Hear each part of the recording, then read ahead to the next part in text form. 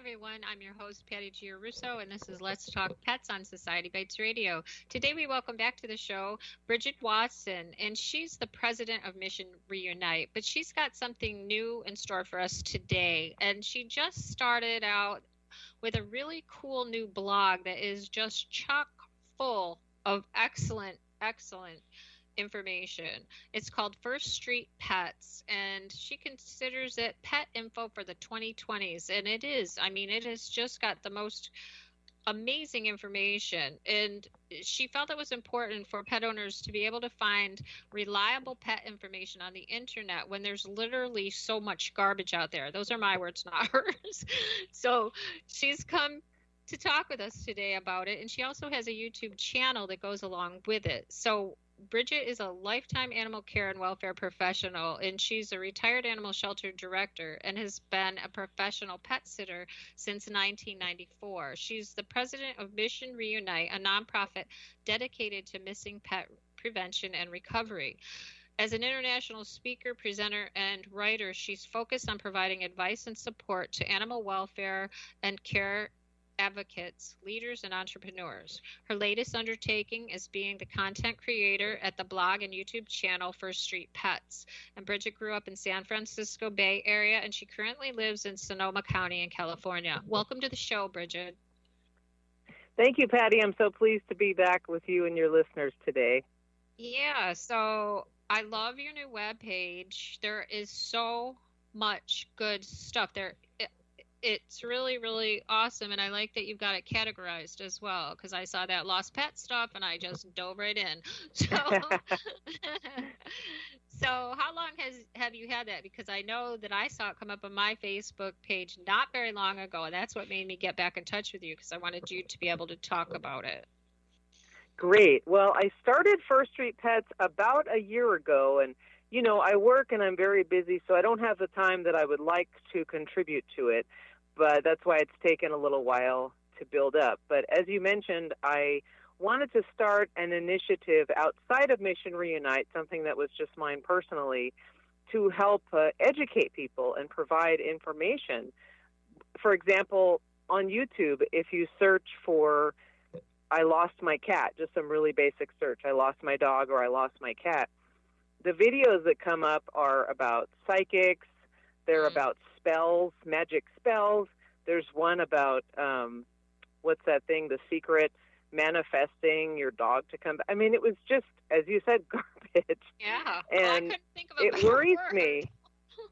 Yeah, and it worries me that people are searching for information that they need. They desperately need information right now. You can find it on the internet, and this is what they're coming to. So I knew that there was definitely a need there for good content. And I'm interested in the internet and SEO and websites, so I decided to kind of pull that all together into First Street Pets. And I saw one today, a little YouTube video that you posted of your cat. So it's not just all like, oh, you got to just go if you need something. You could just go and look at a fun thing. Today it was your kitty talking to you. I mean, exactly. You know, you never know what people are going to like. I've spent like a lot of time on some videos and did a ton of research, and they didn't get that much interest. And then the video of Sarah the talking cat, I just checked it today. It has over 200,000 views. So, because what do people like on the internet? Cat videos, right? So the purpose of the fun stuff is I also like to entertain people and have fun, but it also brings people to the channel, and then they subscribe, and then they can access the other content that might be of a more informative nature. Right. And what was the cat's name again? Sarah. Sarah, that's what I thought you said. So you got to do a video, and you got to say, Sarah says. That's right. There'll definitely have to be a follow-up, Sarah. There were a lot of comments, because I'm filming her, but I don't pet her, and everybody's saying, pet her. So, I know. There'll have to be a petting Sarah.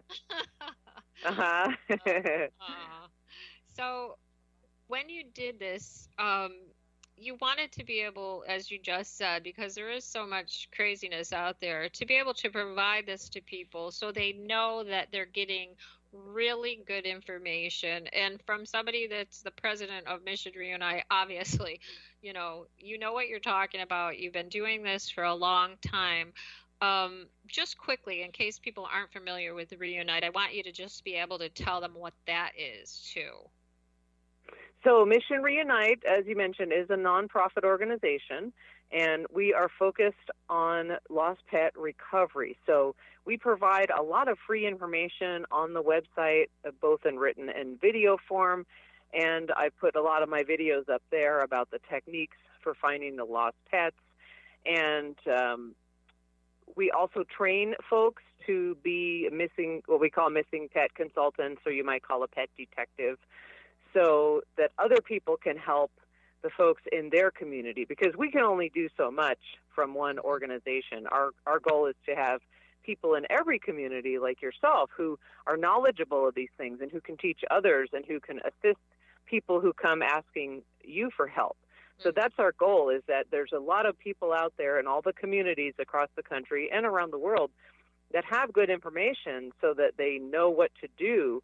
Because just like a missing person, if someone doesn't act quickly and they don't use the correct techniques, their chances of success are going to greatly decrease. Mm-hmm. Yeah, yeah.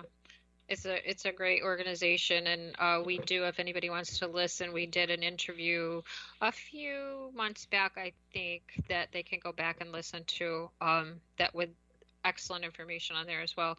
So talking about the 90s internet, if you will, versus the 2020 social media focused internet, what are the differences? I mean, obviously people are aware, but are they really aware? Well, it's very interesting. I was just chatting with a friend about this the other day. We were talking about when people go on rants about politics or aliens or whatever it is that people are interested in, that back in the day, 20, 30, 40 years ago, there wasn't as big of an audience for those individual thoughts. You could circulate pamphlets or flyers, or maybe once in a while you'd see someone take out an ad in a newspaper or magazine expressing their opinions about this or that. But now with social media, literally everybody has a free forum to promote whatever their interests are. So consequently, there is just a ton upon a ton of information out there, and it's up to you, the reader or viewer or whatever, the person looking for the information, to filter all that. So in the 90s, I got into the internet pretty quickly. I'm not really an early adopter, but once I started seeing the value of it, I bought a computer and started looking at stuff online. And I really enjoyed the information about pets and animals, and veterinarians started putting information out. And then there were message boards where people could discuss things. But it hadn't gone just totally crazy like it is now with social media. And with human nature being what it is, we tend to believe like testimonials and what people say, and we don't verify a whole lot of that information. So in the 90s, the information was starting to be put on the internet, but there wasn't quite as much of it, and people weren't quite as dependent. You would still pick up the phone and call a veterinarian or call somebody or write a letter or talk to somebody to get the information, whereas now we all have phones and we can just tap right in and get it, which I think is amazing. But again, in today's world especially, we have to develop our critical thinking skills when we are looking up information for pets or for any other subject. For example, one of the things I do when I'm writing articles and making videos is I research things that people are looking up on the internet. You know how when you start typing something in the search bar, it kind of auto-fills for you? Yeah, yeah. So it's a little scary if you start typing in like, why does my cat, you'll do something like that, and then it'll say, you know, my cat, things like, can my dog eat chocolate? Why does my cat bite me?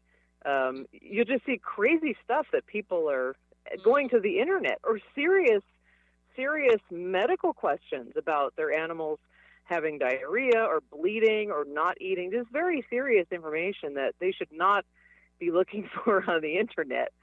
So you can see that people are doing that today, but if they're not getting steered in the right direction, it could have a very bad result. Yeah. And as you're speaking, I'm thinking, it's a great place to gather information, but it's also a terrible place to gather misinformation. And Right.